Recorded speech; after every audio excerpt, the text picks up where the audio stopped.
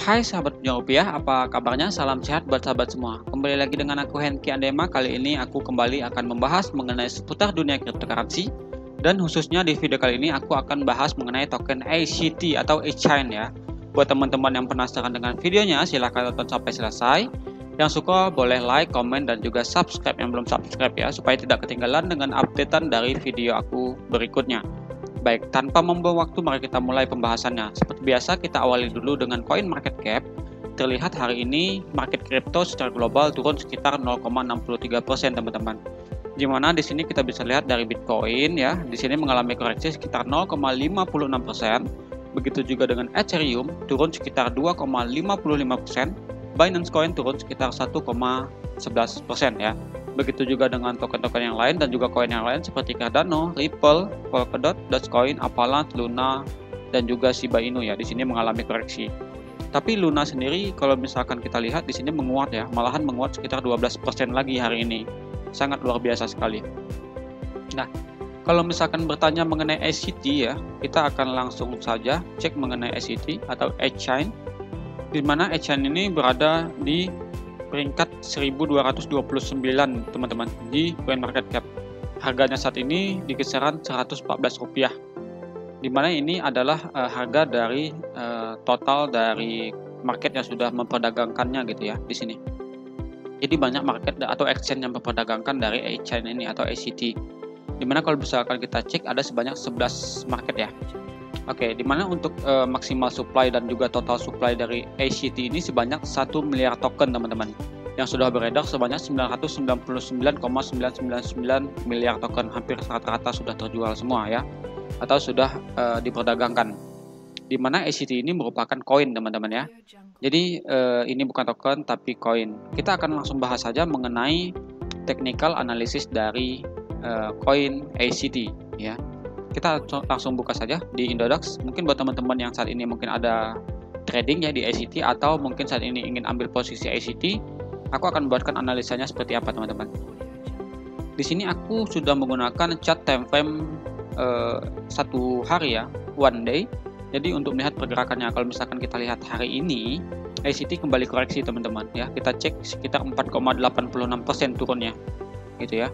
Jadi di sini kita mengalami koreksi lagi dari ICT, di mana kalau misalkan aku coba buatkan polanya gitu ya.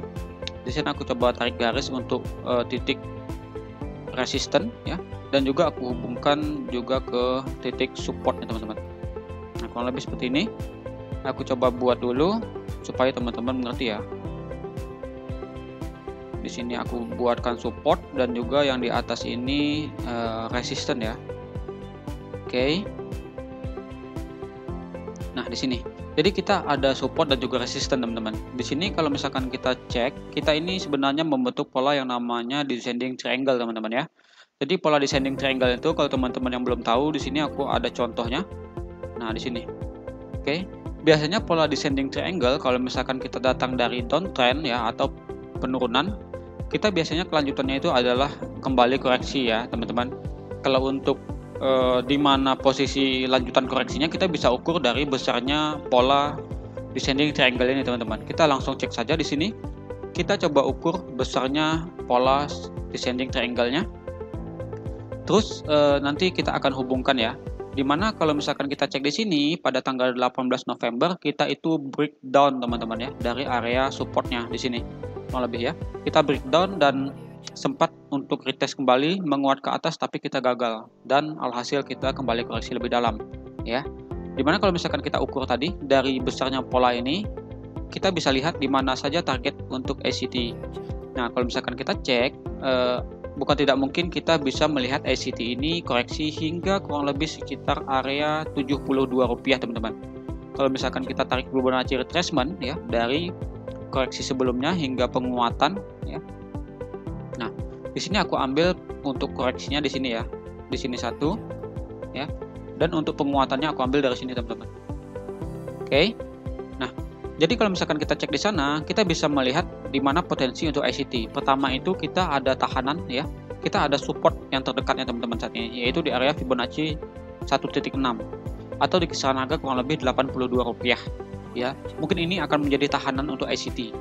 Tapi apabila kita tidak tertahan atau kita tidak kuat bertahan di area support ini, bukan tidak mungkin kita bisa melihat ICT turun hingga area support lanjutannya ya.